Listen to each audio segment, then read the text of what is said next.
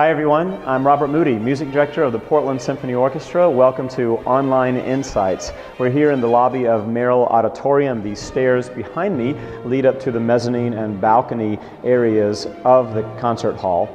If you make it to the concert on January the 27th, you might ascend these stairs and listen to some of the most perfect music ever written. We're celebrating in this concert the music of Wolfgang Amadeus Mozart. I'm sure you know the name very well, perhaps the most famous name in all of music.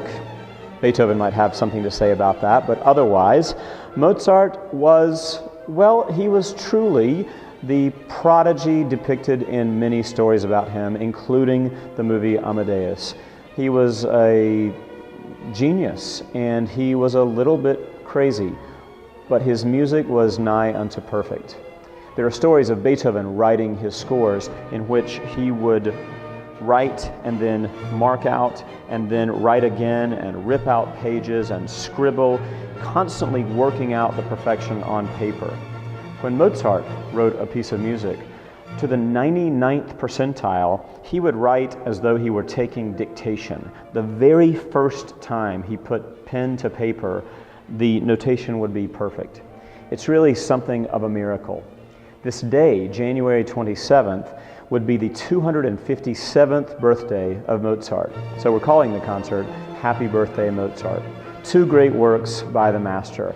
The third violin concerto, which features our concertmaster, Charles Dimmick, one of the finest violinists I've ever heard play, and we are so fortunate to have him as a member of the PSO family.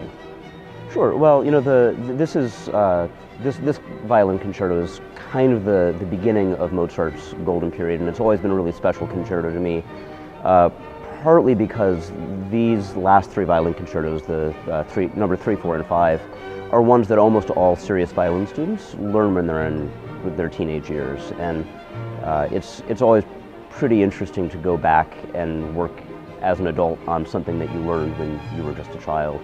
You know, there's that famous quote about Mozart that it's only easy for the very young and the very old. The very young, because if they're talented, they're too innocent to know just how hard it is to play it well, and the very old because they've lived with it their whole lives. I'm neither young nor old, so we'll see how that goes. The second half of the concert features one of the great Mozart symphonies. In this case, Mozart Symphony number 39. Now, Mozart wrote 41 symphonies in total, so this tells you, the number 39, that this work came near the end of Mozart's compositional life and actually his life. Mozart lived only to his mid-30s, and who knows what other great music could have come from his pen had he lived a much more lengthy life. But we are so fortunate to have the body of work that we do have, and the Symphony number 39 is one not to miss hearing live.